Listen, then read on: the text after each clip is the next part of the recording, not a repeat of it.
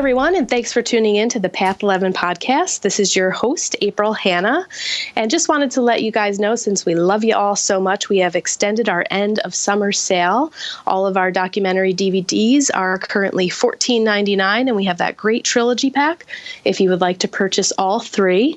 And we're also really excited to take the Path Evolution out to Austin, Texas on October 18th, and then we will also be out in LA October 28th, and we are going to be joining Tom Campbell and MBT Events for a wonderful screening at the Hilton Garden Inn. And we're looking forward to having all of you there. Anyone who will be attending Tom Campbell's workshop will get a discounted ticket of $10. Otherwise, it will be $20 for general admission. And we're going to have a great Q&A panel at the end of that screening. So we look forward to seeing all of you there. And if you'd like more information about that, you can head on over to our website at path11productions.com. So we have a great show for you guys today. I would like to welcome Dr. Lauren Cielo, who is an internationally known psychic healer and teacher. She is the creator of Golden Rose Psychic Services and is reaching out to help people harness the power of energy in their lives and to create the life that they want.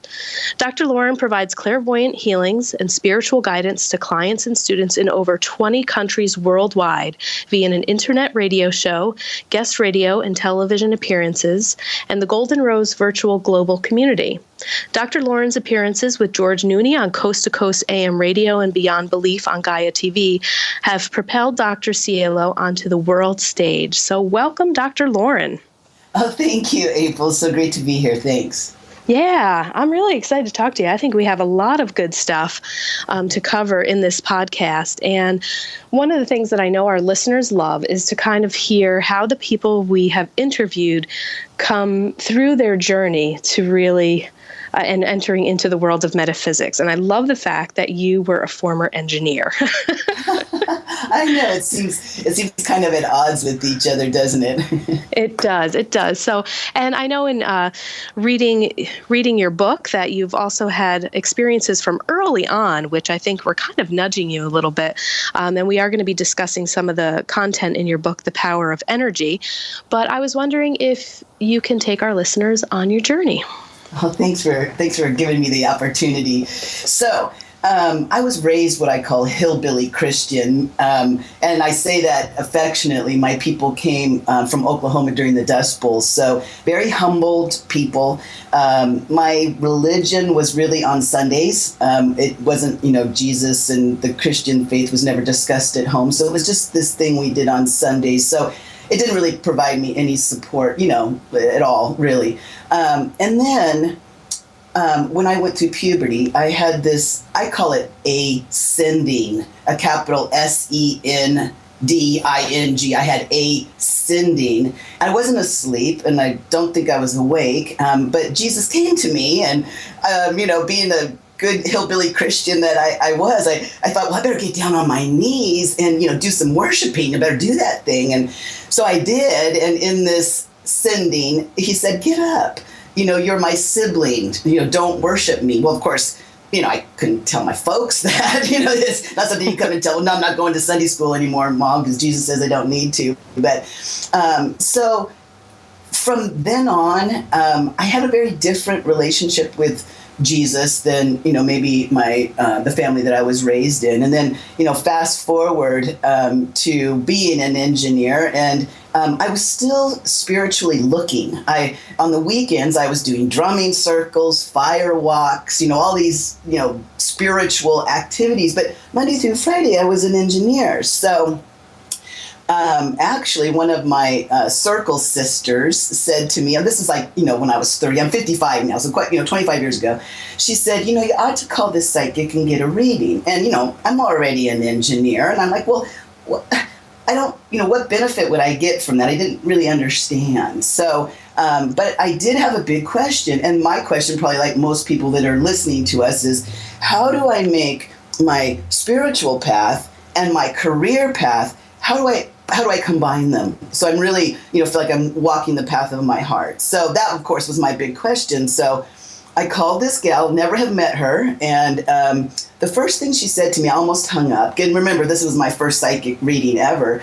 She said to me that I would be a professional psychic. And I thought, well, what a bunch of, I don't have a psychic bone in my body, So I stayed on the line, though, and I asked her that question. I said, why is it that Monday through Friday I'm an engineer and Saturday and Sunday I'm a spiritual seeker, I guess? I would think that if the path of my heart was engineering, I would be engineering on the weekends. That's what I thought. So she said to me, and this really helped me understand the value of psychic readings because it changes your perspective on how you're looking at things. So she said to me, she said, Lauren, what is it that you really do? And I said, well, right now I'm a quality engineer. So I'm really responsible for the continuous improvement of my company and all of the employees. That's my job. And she said, that's it. And I'm like, what's what? And she said, that's your spiritual path, is the continuous improvement of you and the people around you.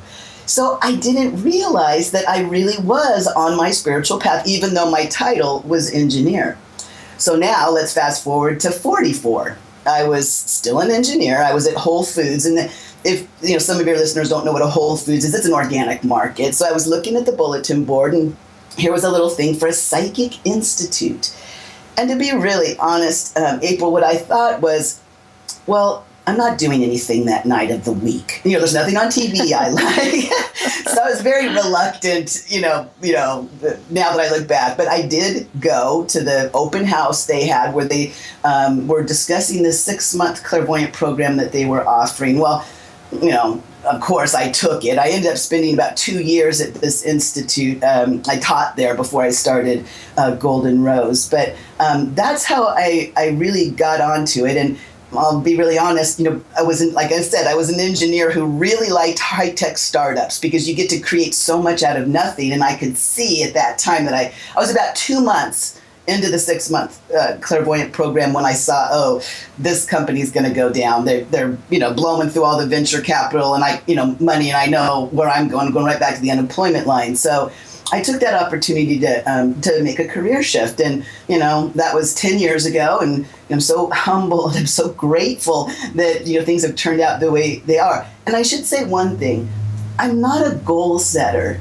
because the things that I have done, I didn't even think were possible, April. I would have never been able to go, oh, yes, when I'm 44, I want to be a professional psychic. That was so out of my realm of possibility that it couldn't have even been a pipe dream or a daydream, let alone a hard goal to hit. So sometimes I wonder about goal setting.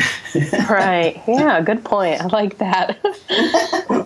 So in kind of beginning to get into your book a little bit more, The Power of Energy, I really enjoyed it. I thought it was great. There was a lot of great stuff in there. And one of the things that I really wanted you to explain were the 12 layers of this astral plane that you talk about. And what I thought was interesting was that I believe you said that we are on the 3rd and 4th level of that, with being here on Earth. And I just, wanted to hear more in depth about that so I could have a greater understanding myself. Oh, yeah. And this is such a great topic because we can leverage the information in ways that are astounding. So basically this is it. I think of the Earth plane as a video game. Lauren is my avatar. I play this role of professional psychic every time I wake up inside Lauren every morning.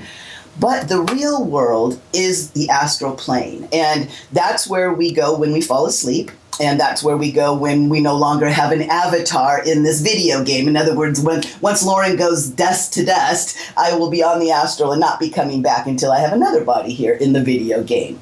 So the astral plane does have 12 layers, like you mentioned. And what I find really fascinating is that right now our quantum physicists are thinking that there's 11 plus universes, or I should say multiverses. So their calculations are almost getting up to the 12th layer of the astral, which I think is super. And me being an engineer, I love quantum physics. Well, and I should say the astral plane, you can go to any level that you want. There's no boundaries. There's no, toll bridges to cross.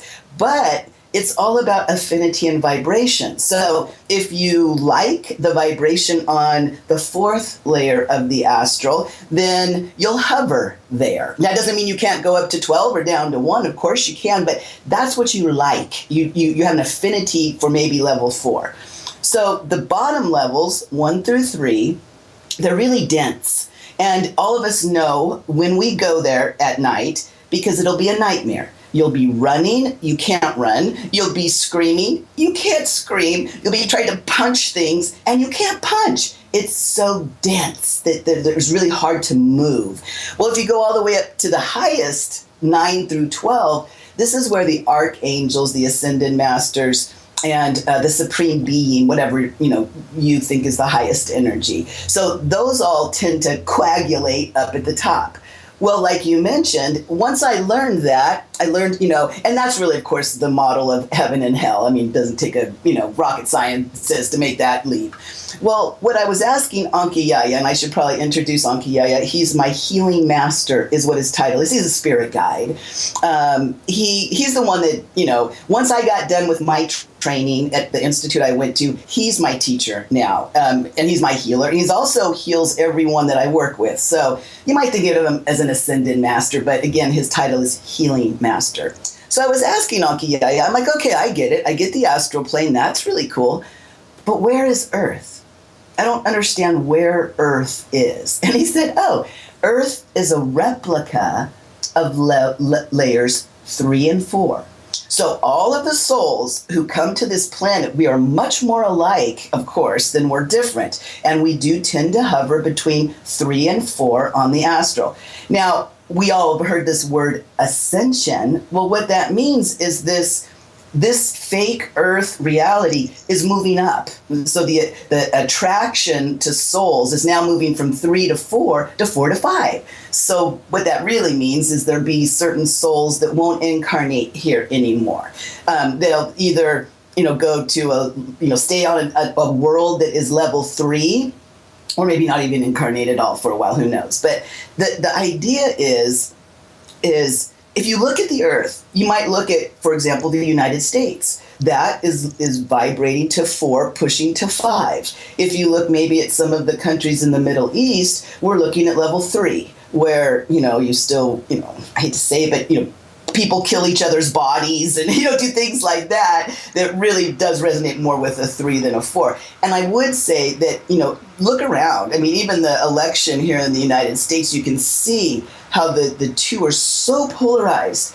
And, some are vibrating higher, maybe some are vibrating lower. So you can kind of look around and see that it's happening. So the thing about it is probably everyone listening to our voices, there's a reason why we came. And now I want to talk about light workers. Because the thing about being a light worker is that you will intentionally incarnate in a fake world that's just a little bit lower than what you like to vibe to on the astral plane. So a lot of us here are really want the vibration to go higher. And you can tell because light workers usually have what I call soul sadness. When we incarnate, we look out at the world and we're like, wait a minute, I don't like that, and I don't like that, and I don't like that. And so we spend kind of disgruntled time realizing what we don't want and then hopefully hitting on ways to raise the vibration. Well, there's a lot of souls that incarnate here that don't do that. When they incarnate, they go, okay, mom and dad, okay, I'm supposed to do this, okay, I'm supposed to do that, okay, and I'm supposed to do this, okay, and they just are trying to learn how to navigate this energy. Light workers are disgruntled and they want to raise the vibration. So you might call it the wounded healer too. I'm sure people have probably heard that term. Mm-hmm. Yep. Yeah. Great. And, one of the things that I also found was very helpful in kind of reading your book about those 12 astral planes. And I actually practiced it last night because I was in a little bit of a nightmare. And I remembered that you could ask to move up a level. Yeah. And because sometimes nightmares, like you said, can kind of be more in those denser levels. And I found myself last night in one of those. And it was so cool because I was aware in the dream. And I said, okay, move up a level, April. We don't have to stay here. Let's go up. Let's move up. Let's keep moving up. Yeah. So that was really fun. and just, nice to feel that, I guess, that control in the astral plane. And, because I'm still a student here trying to learn all this stuff too. But I also wanted to go back a little bit because you did mention your healing master. And I thought it was funny. It made me laugh when you said that, like, you had heard the name and you didn't even know how to pronounce it. And, I would love to know a little bit more, because I know a lot of friends of mine who are healers. I do energy work too with my clients, and some people like yourself know the names of their healing masters. It's almost like presented, bam, right in their face. So like for somebody that doesn't have the name of their healing master, can feel the energy and know that their spirit guide or guides are there, how can one like tune into that and get such specific information? Well, I really like that question, because what that question really speaks to is awareness. And again, the way our parents raised us was they would repeatedly focus our awareness on things that they thought would be important for our success in our society as an adult, right? Read that math book, have discipline and clean up your room. They never said, close your eyes and focus on your third chakra, right? That was never said to any of us. Third chakra, what in the heck is that, right? Right. So I think that what starts happening when people start to wake up and want to be connected, it's all about where you're shifting your awareness. I remember back when I, was seeking, I would try, and again, this is how old I am. I would buy a cassette tape of Meet Your Angel, right? And I'd put that cassette tape in, and I'd be asleep before I even met any angel. So I think it does take a little bit of training, I guess, to be able to focus your awareness on what you want and to trust that you're getting, reliable information. I call it seniority. In other words, when I'm reading someone, if I see something in their space and I say it to them and they go, no, that's not true. I'm like, well, I love you very much, but you could have showed me anything, because I'm completely neutral to you. You can show me pink or you could show me blue. I don't care. But you showed me pink. So it's pink. So that's seniority, when you know that the information you're getting, you can rely on. So I have 15 guides that I talk to regularly. And some of them kind of come and go. And the way I do it is I just, go into meditation, and this might help. I sit down and I put a grounding cord on, and probably most everybody that's listening to my voice has done some kind of grounding exercises. Well, ground yourself, and then just kind of go through your body, like start with your feet and release any energy that you notice there, and then move up to your lower legs and release anything there, and then your thighs, and just keep moving through your physical space, all the way up to your hair. And once you've kind of said hello to yourself, that's what I say, then you might want to create out in front of you with your eyes closed, imagine a little platform, a little stage, maybe a cloud would be more appropriate. And then once you create that little platform, put a grounding cord on it. So now you're sitting in your space grounded, and you've created a space out of your energy field where you want a guide to land. And all you have to do is sit there and ask your highest and best guide to step up onto that platform.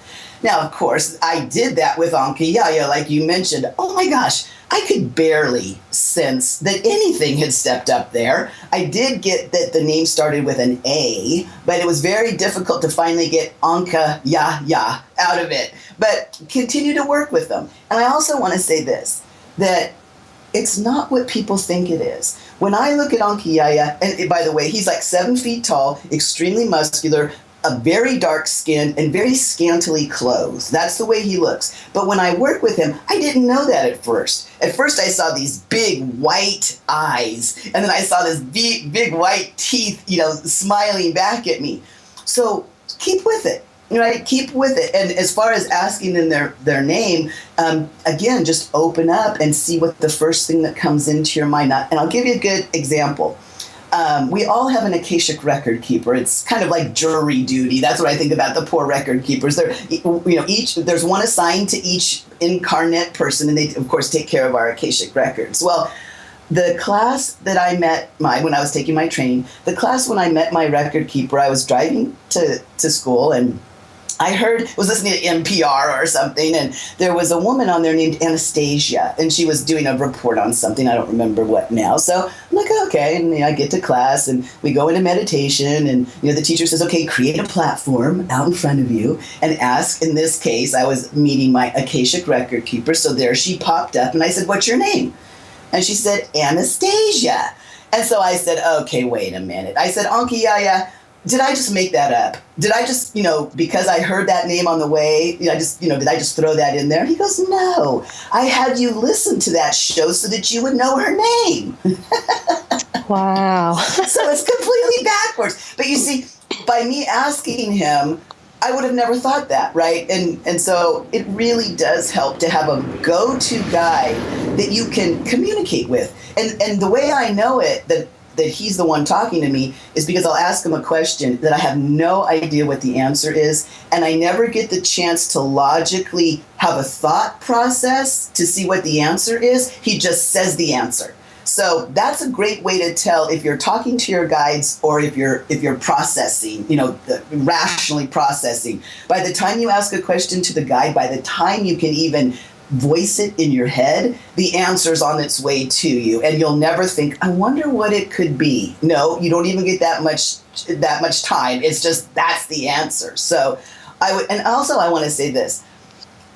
I said I had 15 guides. Well, I do this thing where anyone can do it. You don't have to be super psychic. I go on walks, and I'll ask my guides to give me information, and all of a sudden they'll kind of come through my stream of consciousness with communication. And so I do that all the time. And about 2 years ago, Merlin, who's my alchemist, he's an alchemist, he was working on me while I was walking, and he goes, you really should do this for other people. I'm like, do what? I mean, I'm just walking and talking to you guys. How could I do that for other people? He goes, no, make a service. So Golden Rose has a service now for everyone that wants to meet their guides. It's called Celestial Introductions. And that's what I do. The first audio, it's an email reading. I read who your guides are. It's usually between 5 and I think as many as 13 have come through in one of these Celestial Introductions. So I tell you who they are, where they are around you. Are they standing behind you, off to the left? And then after that reading, the second audio is a meditation where I do that. I say, okay, put a grounding cord on, release energy from your feet. We go through your whole body. And then you start bringing one guide at a time into your space to heal you. And oh my gosh, you can start to feel the different vibrations of each of these guides as they come in and do whatever they're doing to your chakras and aura. So again, it's called Celestial Introductions. And if you really want to, I've found that it's the easiest way to get people who really don't want to spend a lot of time doing a bunch of meditation to meet their guides and be able to talk to them. So that might help too. Yeah, I think a session like that would be a real gift to healers. Like you said, if they don't have the time, they know, they sense, they can feel the guides, but really want to work more in tune with them. That's great. Awesome. And also, I wanted to ask you a little bit more about how you go about with the golden rose, using that. I don't know if you use that as a metaphor, but I found that pretty fascinating to read, that you kind of get an imprint, or you're able to read a person because you're able to see this visualization of a rose, and you can tell like how many lives or how old the soul is by the stem and the leaves. And so can you take our listeners through that process? Because that was really fascinating. Sure. We call it a rose reading. And in the Teachings of Golden Rose, it's how we start every reading. So even if you got a celestial introduction like I was talking about before I tell you who your guides are, I'm going to give you a rose reading. And I'll tell you what it really is. It's a message from your higher self to you here on earth. And it's so important, because if we knew what it was that our soul wanted to do here on earth, well, then here we could get out of the way. Like if I would have known at 20 that I was going to be a professional psychic at 44, I probably wouldn't have been so fussy all those years, So I think that, and it's really the vibration of someone's name that motivates their higher self to communicate to me what the higher self is doing. And the symbol that the higher self creates is a metaphoric rose. Now, I've been reading roses for 10 years, hundreds of roses, thousands of roses. But you know what? They never look the same, and they quite honestly rarely look like roses. They're supposed to be roses, but I just picked them apart.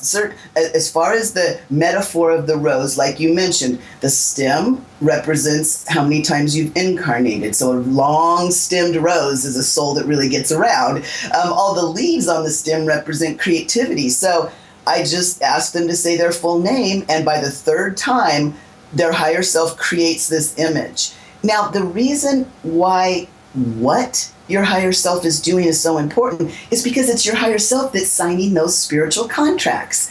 So, again, your higher self is collaborating with other souls on the earth so that it can have the experiences it wants. But if we have been programmed through our upbringing not to be receptive to those experiences, well, now you're in some trouble. Right? You're in resistance to your higher self. You're probably not very happy on the earth plane. And I'll say, higher self always wins. Higher self always wins. So, for example, I was raised Christian. I'm not Christian anymore. I had to release that programming. And if not, oh my gosh, I would be so bitter right by now, I'm sure. I certainly wouldn't be where I'm at now. So sometimes my guides will come to me and they're like, oh, this is what your higher self wants to do. And I'm like, what? I'm like, no, I don't bend that way. And they go, oh yeah, you'll bend that way. And sure enough, 2 weeks later, I'm a pretzel, right? So I believe that running energy here in Lauren's body to weed out all of those, we call them pictures, but all that information that I was programmed to be an engineer. Every teacher of mine said, you're so good at math, you're so good at physics, you ought to be an engineer. So piece of information after information after information, it soon turned out that when I came back into Lauren's Cielo in the morning after my trip to the astral, I would read the energy in Lauren's field, and it said, I'm an engineer. So I had to get up, get on the freeway, go to a lab where I did electronic stuff, come back, go to sleep only to do it again. Well, now when I wake up in Lauren, the information in Lauren's field says, I'm a professional psychic. So I don't get up, get on the freeway and go to some high-tech company. So that's how it really works. And what I love about the teachings of Golden Rose is that it's very mechanical. It's very scientific. It's all about the movement of energy, signing contracts, and programming, either releasing the programming that's not serving you or put programming in that would serve you. So the energy in our field is so fluid that one could really go from engineering to being a psychic.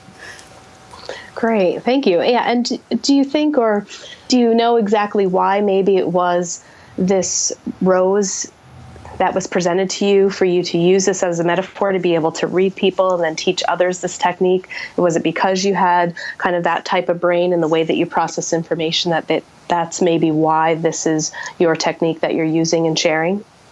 Well, I think this is the way I was trained, that the roses, of course, roses they're so beautiful and non-intimidating, such an ancient symbol that the rose is kind of the main, and a lot of the tools at Golden Rose are roses. Now, the golden part comes from gold is the highest energy that I can see so far. So if I'm, talking to the supreme being, whatever your gods or goddesses, whatever names you have, it's gold. We can also push gold into someone's space, that highest vibration, and heal. So Golden Rose is very much, the name of my business, Golden Rose, is very much taken from the teachings of Golden Rose.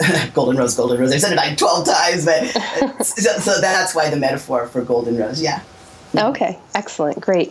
Now, I'd like to take the other second half of our show to talk about spirit, soul, sexuality, male and female energy. And I know that you're transgender and that you have begun your transition from female to male back in July of 2015. And I'm excited to have this conversation because I've really never had this conversation with anyone before, but I've always had questions about it. And questions in the sense that sometimes when I do healing work, I get a sense and a presence that there is a guide, and it always seems to carry a male or female energy. Like I don't know, or that's maybe what I am feeling and sensing, so I'm giving that label onto something. But then I kind of wonder, like, does it really have a sexual identity? Yeah. And then I just thought that it would be really great for our listeners to also just understand and talk a little bit about the transgender topic and how that works and connects to spirit in the spiritual world. And, I know I'm rattling off a lot of questions, but, one of the things that I've always thought about with people that are coming in and not feeling like themselves and know that, they are of a different gender and end up making a transition to that I've always had so many questions about that. So I am hoping that you can answer a lot for me.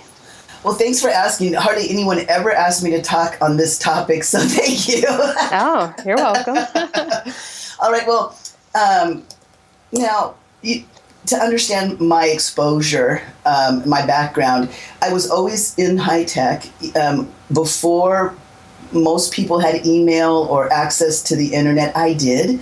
And I, of course, on my lunch breaks, I'm Googling things like earth changes. And I don't know if anybody even knows what earth changes means anymore. But back then, there were all these maps that had been channeled on how the earth was going to change around 2012 and all this tumultuous stuff, all these channelings. And I was very interested in that.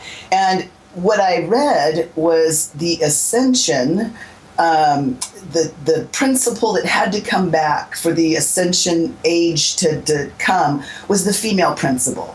And so we saw a lot of that in the 60s, 70s, and 80s, where all of a sudden the Equal Rights Amendment, even though it was never passed, the idea of it really did settle into a lot of our psyches that, that females really are equal.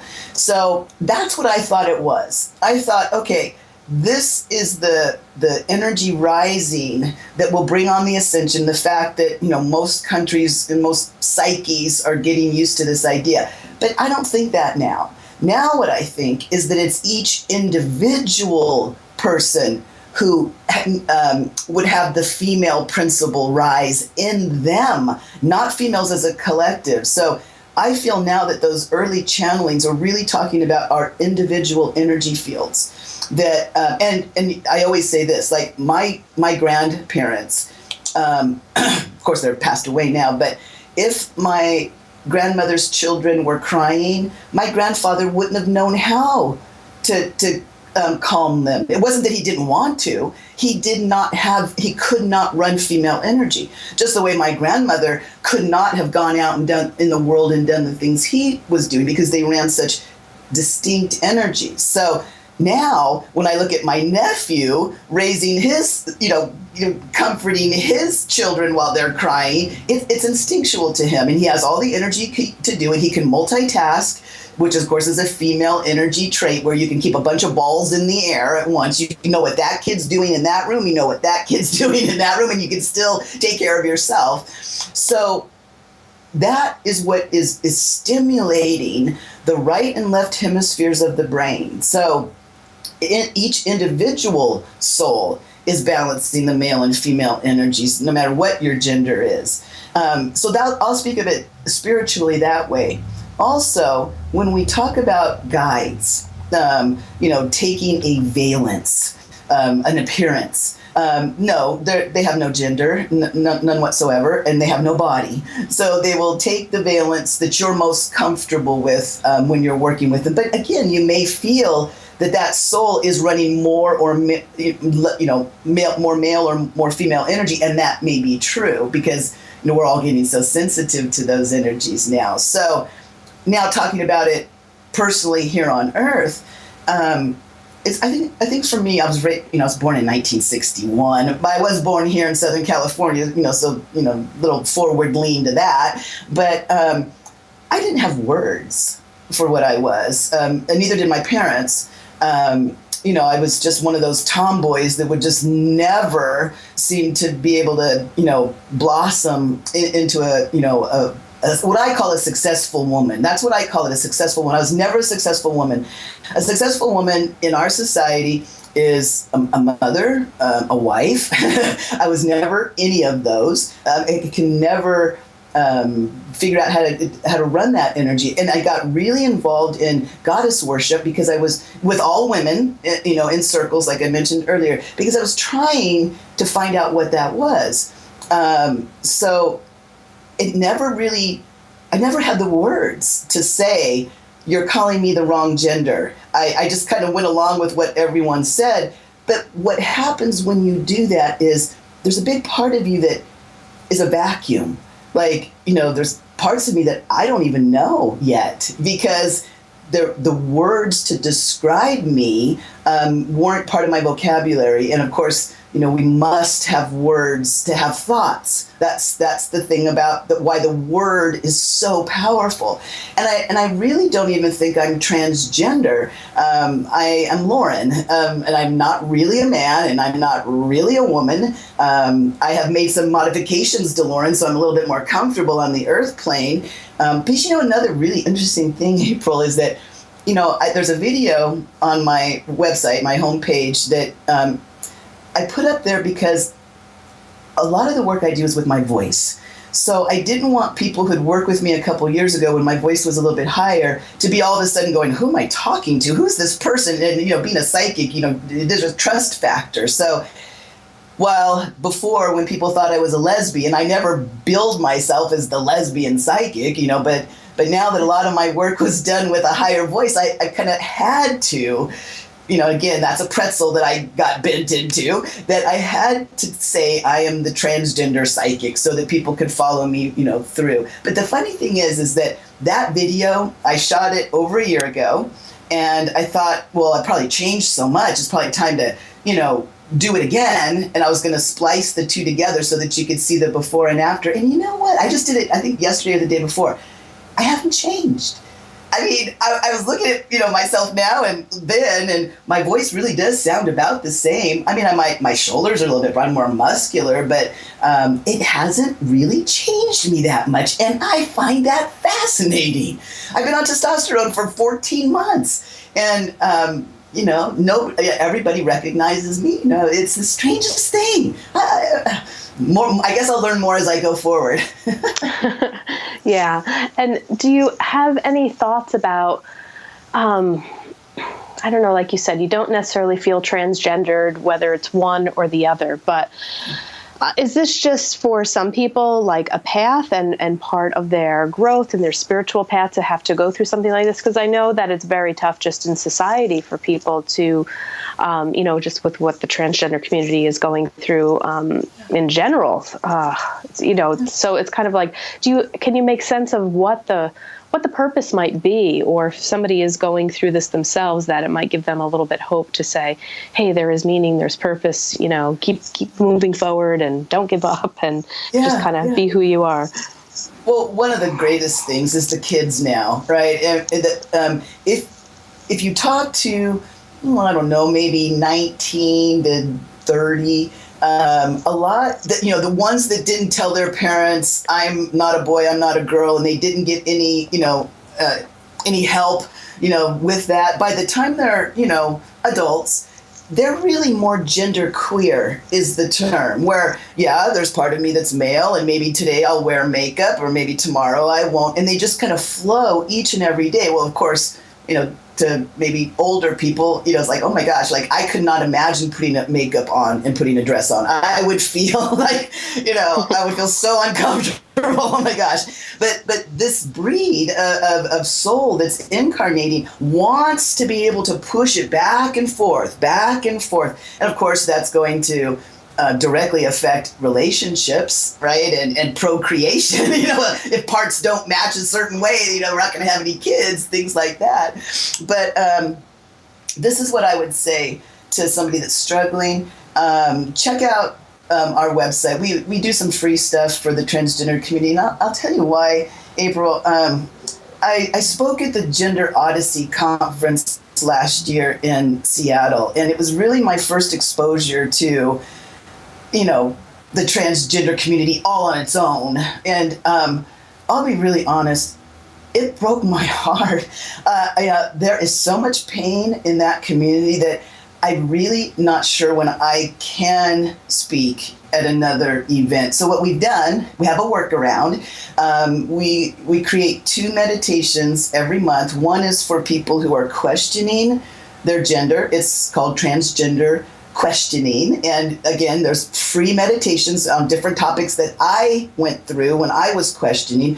And I spent really decades questioning. And then the other group is if you're actively transitioning, dealing with hormones or surgery or trying to get, permission from your health caregivers for those things. And there finally will be a 3rd meditation group, which is called Life After Transition, but I don't know that one yet. So, I started at the beginning of the year. So we got like 8, meditations for each of those groups. So we, really ask, anyone who's interested in that information to come and use it and then pass it on. We've been trying to get it out to the transgender community. So until I'm a little bit tougher, I don't think I can do too much more than, these, free meditations. It just breaks my heart. Yeah. Well, it's great the work that you are providing for, the community there. So I appreciate that too. And then I have a question, which might sound a little outlandish. People might think, oh gosh, this may never happen. But do you have any thoughts that maybe, just maybe, could we possibly be evolving to a state, and who knows how long this would take, to maybe where there is no gender? I do think so. Yeah, I do think so. Yeah, definitely. Now, and that's a lot of reasons, right? So of course, our physical bodies are on this rock called Earth, and that rock is shooting through the universe. So we are moving into a new place in space, and that place has a higher vibration.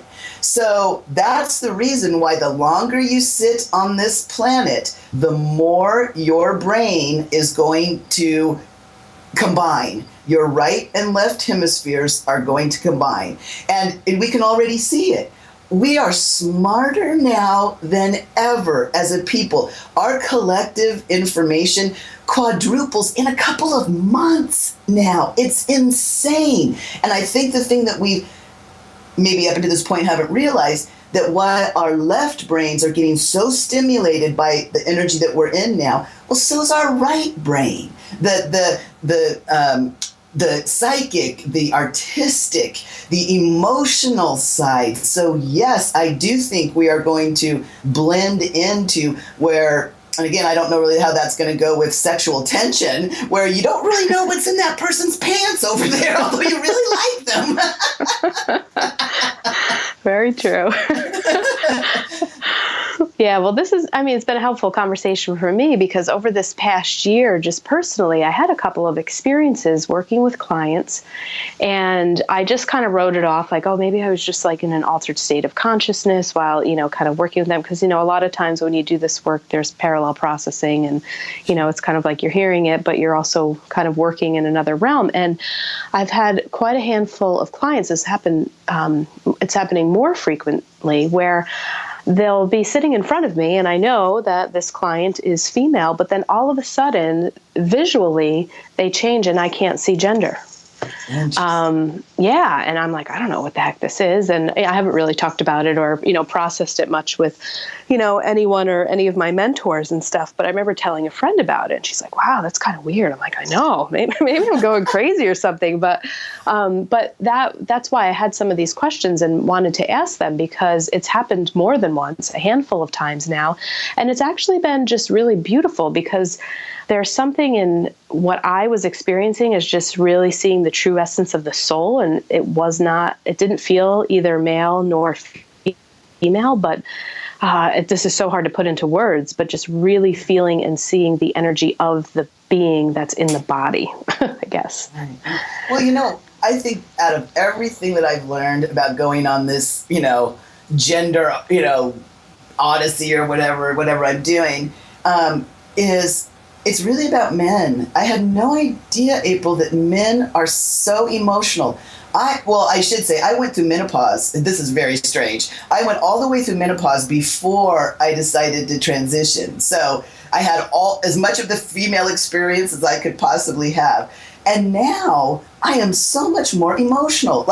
And please forgive me. But when I'm looking at Facebook and I see something so gorgeous, that somebody's posted, I cry. Where before, I think I had so much emotion moving, kind of like a washing machine, that I could never really focus on one emotion that intensely.